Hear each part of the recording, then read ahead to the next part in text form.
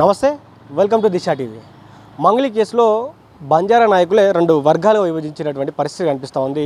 ఎటు వాళ్ళు అటు కూడా కొంతమంది మంగళికి సపోర్ట్ చేస్తుంటే కొంతమంది బాధితుల సైడ్ ఉంటున్నామని చెప్తున్నారు. మంగళి తప్పు చేసిందని కూడా ఈరోజు ఒక వర్గం మొత్తం కూడా బస్సులలో వెళ్ళి కూడా గ్రామాలలో అక్కడ ప్రెస్ మీట్ పెట్టి గ్రామాల్లో ఉన్నటువంటి ప్రజలతో మాట్లాడే ప్రయత్నం కూడా చేస్తూ ఉంది. ఇలా చాలా విషయాలు ఉన్నాయి. మంగళి కేసులో రోజుకొకటి బయటకు వస్తూ ఉంది, రోజుకొకటి కూడా జరుగుతూ ఉంది. సో ఇదే విషయంపై మనతో పాటు మాట్లాడడానికి ఓయూ జేఏసీ నాయకులు, అదేవిధంగా తెలంగాణ గిరిజన శక్తి రాష్ట్ర ప్రధాన కార్యదర్శి, అదేవిధంగా హైకోర్టు అడ్వకేట్ ఎవరైతే మనతో పాటు ఉన్నటువంటి నరేందర్ పవార్ గారు ఉన్నారో వారితో మాట్లాడదాం. సార్ చెప్పండి, మీరు ఒక అడ్వకేట్గా, ఒక గిరిజన శక్తి నాయకుడిగా, ఒక ఓయూ జేఏసీలో చదువుకున్నటువంటి ఓయూ విద్యార్థి నాయకుడిగా మీరు ఏం చెప్పదలుచుకున్నారు ఈ కేసులో? నేను చాలా రోజులుగా చూస్తున్నా, అసలు ఈ ఇష్యూని చాలా క్లియర్గా దగ్గరుండి అబ్జర్వ్ చేస్తున్నా. అసలు సబ్జెక్ట్ ఏంది, ఇష్యూ ఏంది, అసలు ఎటు పోతుంది, వీళ్ళు ఎందుకు మాట్లాడుతుర్రు, వాళ్ళు ఎందుకు రియాక్ట్ అవుతుర్రు, అసలు ఏం జరుగుతుంది అనేది నేను చాలా రోజుల తర్వాత చాలా క్లియర్గా నేను అనాలసిస్ చేసి అసలు మాట్లాడొద్దు అనుకున్నా.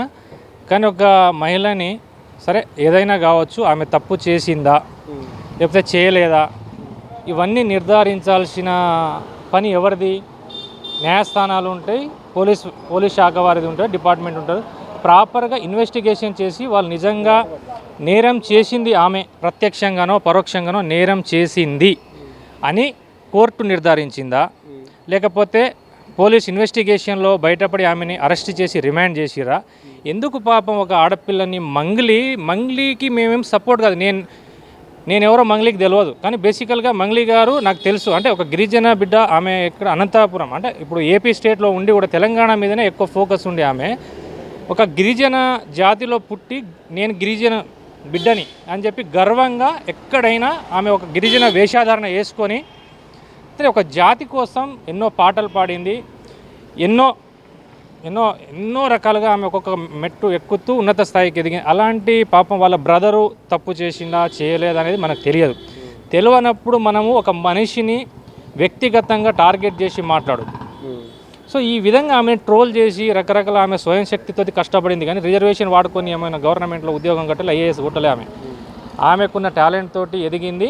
ఇవాళ కేవలం ఆమెకున్న హైప్ని, ఆమెకున్న ఒక సెలబ్రిటీ ఇదిని ఆమె పేరుతోటి వీళ్ళు మాట్లాడితే మేమేదో హైలైట్ అవుతాం సోషల్ మీడియాలో, లేకపోతే మీడియాలలో మేము కనిపించి మేమేదో హీరో అవుతాం, మేమేదో పోరాడుతున్నామని చెప్పేసి వీళ్ళు కేవలం వీళ్ళ స్వార్థం. ఎవరైనా ఒక 5 లక్షలు 10 లక్షలు ఇస్తాం మీరు మాట్లాడకుండా ఉండే రకాలు వీళ్ళు.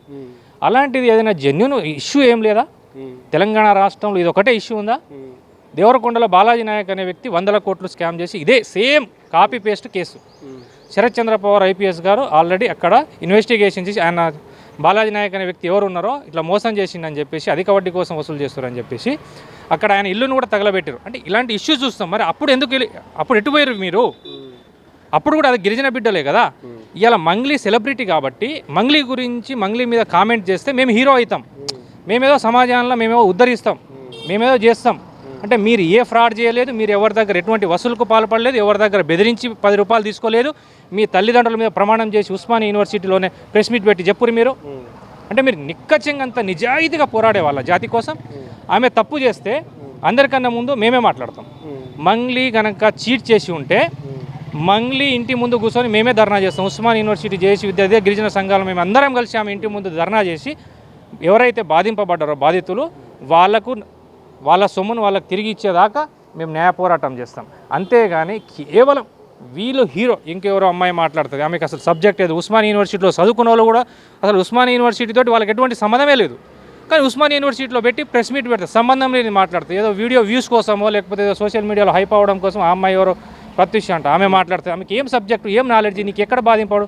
అంటే ఎంత నేరం తెలుసా? నువ్వు ఫోన్ మాట్లాడుతుంది, ఆమె గౌరవంతో చేసింది అనుకో. ఆమె మంగ్లీ గారు ఫోన్ లిఫ్ట్ చేసింది, పాపం మాట్లాడింది. ఇట్లా ఫోన్ ఆన్ చేసేసి మీడియా ముందు ఇట్లా మాట్లాడవచ్చా? అది కరెక్ట్ అంటే అది ఎంతవరకు కరెక్ట్?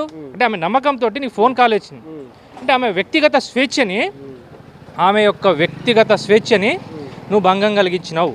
నేను అదే క్వశ్చన్ నేను ప్రత్యూష రాథోడ్ని అడగడం జరిగింది. అంటే ఎట్లా అంటే ఇట్లాంటి ఒక సమయం వచ్చినప్పుడు అడిగిన, ఏమైంది మీరు ఇట్లా ఫోన్ చేస్తే అట్లా మీడియా ముందు ఎలా మీరు చేస్తారు, అది నమ్మకం మీద దెబ్బ కొట్టినట్టు కదా అంటే, నన్ను సపోర్ట్ చేయమని అడగడానికి మంగ్లీ ఫోన్ చేసింది, నన్ను ఎందుకు అడుగుతుందని కూడా ఆమె చెప్పడం జరిగింది.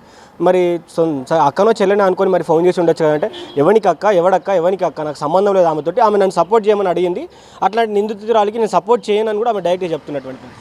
అసలు ఫస్ట్ ఈమె ఎవరు నిందితురాలని చెప్పి న్యాయస్థానం చెప్పిందా, లేదా పోలీస్ శాఖ వారు ఏమైనా ప్రకటించిరా పలాని ఇన్వెస్టిగేషన్లో ఈమె తప్పు చేసింది, ఇన్ని కోట్ల స్కామ్ చేసిందని పోలీస్ శాఖ ఏమైనా ప్రకటించిందా ప్రెస్ మీట్ పెట్టి? నువ్వు ఎవరు డిటెక్ట్ చేయనీకి ఆమెని? నువ్వు ఎవరు? నీకు ఏం నాలెడ్జ్ ఉంది? అసలు నీకు ఉస్మానియా యూనివర్సిటీలో రావడానికి సంబంధం నీకేంది? మేము ఉస్మానియా యూనివర్సిటీలో చదువుకున్న, ఉస్మానియా యూనివర్సిటీలో ఉద్యమాలు చేసిన వాళ్ళం, మీకేం సంబంధం?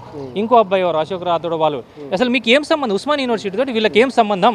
వీళ్ళు ఎందుకు అంత స్పెషల్ ఇంట్రెస్ట్ చూపిస్తున్నారు అంటే, వీళ్ళకు అక్కడ నుండి ఏదైనా డిమాండ్ చేయొచ్చు, మంగ్లీ గారు ప్యాకేజీ అడగొచ్చు, ఆమె రిజెక్ట్ చేయొచ్చు. నేను తప్పు చేయలేదు కాబట్టి నేను ఎందుకు మీకు ప్యాకేజ్ ఇవ్వాలని, ప్యాకేజ్ ఇచ్చి ఎంతో కొంత ఇస్తా అంటే జిందాబాద్ అంటారు. ఇప్పటిదాకా తెలియదా మీరంతా నిజాయితీగా చేసినట్టు? ఎక్కడ మేము ఒక రూపాయి ఫ్రాడ్ చేయకుండా నిక్కచ్చంగా మా జాతి కోసం ఫైట్ చేసినాం, లేకపోతే నిజంగా బాధింపబడ్డల కోసం చేసినాం అని చెప్పి తడిగుడ్డతోటి అదే ఉస్మానియా యూనివర్సిటీ ఆర్ట్స్ కాలేజ్ ముందు మీ కన్నా తల్లిదండ్రుల మీద ప్రమాణం చేసి చెప్పురి మేము మీకు సపోర్ట్ చేస్తాం. అప్పుడు సింగిల్ రూపీ మీరు ఫ్రాడ్ చేయకుండా ఇప్పటిదాకా మేము ప్రజల కోసమే, బాధింపబడ్డల కోసం, అన్యాయం జరుగుతున్న అన్యాయ పక్షాలనే మేము నిలబడతామని. వ్యక్తిగతంగా మీకు ఇది ఒకటే ఇష్యూ ఉందా? మంగ్లీ గారు ఆల్రెడీ స్టేట్ లెవెల్లో, నేషనల్ లెవెల్లో ఆమె ఫేమ్, ఆమె పేరును వాడుకొని వీళ్ళు హైప్ అవ్వడమే. కేసు ఉంది, కేసు అయింది కదా, మీరెవరు? మీరు ఉంటే పోలీస్ శాఖకు పోండి, డీజీపీ గారి దగ్గర బాధితులను తీసుకొని పోయి కంప్లైంట్ ఇవ్వండి. కంప్లైంట్ ఇచ్చినప్పుడు ఇన్వెస్టిగేషన్, ఆ common sense, minimum common sense లేదా? మీరు ఏం చదువుకున్నారు? ఎవరు చేయాలి? నువ్వు రోడ్ మీదకి వచ్చి ధర్నా ఇది చేయాలి అది చేయాలంటే దానికి ఒక ప్రొసీజర్ ఉండదు, లీగల్ ప్రొసీజర్ ఉండదు, ఏముండదు. తీసుకుపోయి ఎమ్మటే మెడబెట్టి ఉరేసేస్తారా? ఇదే కేసులో ఒక విషయం మనం చూసుకున్నట్లయితే ప్రధాన నిందితుడు ఎవరైతే మధు ఉన్నాడో, మధు పేరు కావచ్చు, హేమకాంత్ రెడ్డి పేరు కావచ్చు, బాలాజీ నాయక్ కావచ్చు, ఇలా చాలామంది దీంట్లో సూత్రధారులు ఉన్నారు. వీళ్ళ పేరు కూడా ఎక్కడ కూడా అసలు మీడియాలో కావచ్చు, వివిధ రకాలైనటువంటి ఇక్కడ కూడా వీళ్ళ పేరు అంత పెద్దగా రావట్లేదు. కానీ వీళ్ళకంటే మించి ఒక 10 రెట్లు కావచ్చు, 100 రెట్లు మించి మంగ్లీ పేరు మాత్రమే వస్తుంది. ఎందుకు ఈ కారణం ఎందుకంటారు? ఎందుకంటే జాతులలో ఉన్నటువంటి ప్రజలే ఎక్కువ శాతం మంగ్లీని బ్లేమ్ చేస్తూ ఉన్నారు. మరి నిజంగా మంగ్లీ దీంట్లో చేసి ఉంటుందంటారా? మంగ్లీ గారిని జాతి మొత్తం ఎక్కడ బ్లేమ్ చేయట్లేదు. 99% మంగ్లీ గారు తప్పు చేసి ఉంటే అది పోలీస్ ఇన్వెస్టిగేషన్లో వచ్చిన తర్వాతనే మనకు జ్ఞానం ఉన్నోడు మాట్లాడతాడు. ఆమె మీద కేవలం మీరు అభియోగం, డౌట్ అంతే, ఉండొచ్చు, భ్రమ అంటారు అంతే, క్లారిటీ లేదు, సాక్ష్యాలు. ఏమైనా మంగ్లీ గారు అక్కడ కూర్చొని నేను నాది బాధ్యత, వానికి 10 కోట్లు ఇర్రి, ఈయనకు 1 కోటి రూపాయలు ఇర్రి, మీరు అందరు కలిసి ఈయనకి ఇర్రి, మీకు 10%, 20% వడ్డీ వస్తుంది, ఇవన్నీ మనము మంగ్లీ గారు అక్కడ కూర్చొని ఏమైనా వసూలు చేసిందా? పోనీ మంగ్లీ గారి అకౌంట్కి మీరు ఏమైనా ట్రాన్స్ఫర్ చేసిరా? ఇప్పుడు సెలబ్రిటీ ఉన్నప్పుడు 100 మంది ఫోటోలు దిగుతారు. నేను ఇప్పుడు ఒక రాజకీయ నాయకుడితో ఉంటా, ఇప్పుడు నేను నా స్వార్థం కోసం నేను ఏదో తప్పు చేసిన అనుకో, నా వెనకాల ఉన్న నాయకుడు నాతో చేపించినట్ట? ఆయనకి ఏం సంబంధం? నేను ఏదో నాకు నచ్చినట్టు నేను ఏదో తప్పు చేస్తే. మధు క్యాషియర్ కూడా బయటికి వచ్చి మధు క్యాషియర్ ఏమంటా ఉన్నాడు, మంగ్లీ వచ్చింది వాస్తవం, 2-3 సార్లు ఆ ఇంట్లోకి వచ్చింది, ఆ ఫ్లాట్లోకి వచ్చింది, ఉన్నది వాస్తవం కూడా. మధు క్యాషియర్ ఎవరైతే ఉన్నారో రమేష్ అనే వ్యక్తి, రమావత్ రమేష్ అనే వ్యక్తి బయటకు వచ్చి చెప్తా ఉన్నాడు కదా అందరికీ. ఇప్పుడు అసలైతే ఎవరైతే విక్టిమ్స్ ఉన్నారో పోలీస్ శాఖలో నేరస్తులు వాళ్ళు ఇన్వెస్టిగేషన్లో వాళ్ళు చెప్పాలి, రిమైండ్ డైరీలో ఇన్వెస్టిగేషన్లో క్లియర్గా రాస్తారు. ఆ ఇన్వెస్టిగేషన్ రిపోర్టు కోర్టులో ఛార్జ్షీట్లో సబ్మిట్ చేస్తారు. అంటే మీకు చదువుకున్నారు కానీ బేసిక్ నాలెడ్జ్ లేదు. ఈమె మళ్ళీ అక్కడ ఎవరో సుబ్బారావు ఫేమస్ అడ్వకేట్, ఇవన్నీ ఏంది మీరు చేసేది చిల్లర్? ఆమె సెలబ్రిటీ కాకపోతే, ఒకవేళ మంగ్లీ గారు అనే వ్యక్తి సెలబ్రిటీ కాకపోతే మీరు ఇంత హైలైట్గా ఇంత సీరియస్గా మాట్లాడేటోళ్ళ? మాట్లాడకపోదు. ఎందుకంటే అసలు నేరస్తుల గురించి మాట్లాడతలేరు మీరు, మంగ్లీ గారి గురించే మాట్లాడుతారు. అసలు నేరస్తులు ఎవరున్నారో A1, A2 సూత్రధారులు, వాళ్ళ గురించి అసలు మాట్లాడతలేరు. ఎవరైనా మాట్లాడుతుర్రా? కేవలం సింగిల్గా ఒక మంగ్లీ గారిని మాత్రమే టార్గెట్ చేస్తున్నారు. మంగ్లీ గారిని మాత్రమే టార్గెట్ చేస్తున్నారు తప్ప మిగతా ఇప్పుడు ఎవరైతే మధు ఉన్నారో, ఇంకో చౌహాన్ అని వీళ్ళు ఉన్న వాళ్ళ గురించి, అసలు చేసింది నేరస్తులు ఎవరు ఉన్నారో వాళ్ళ గురించి ఎవరైనా మాట్లాడతారో? క్లియర్గా నేను చెప్తున్నా, నాకు ఆన్సర్ ఇవ్వరు. ఎంత పెద్ద మేధావి వస్తారో మీరు నా ఎదురుగా వచ్చి నాకు ఆన్సర్ ఇవ్వరు, నేను చెప్తా.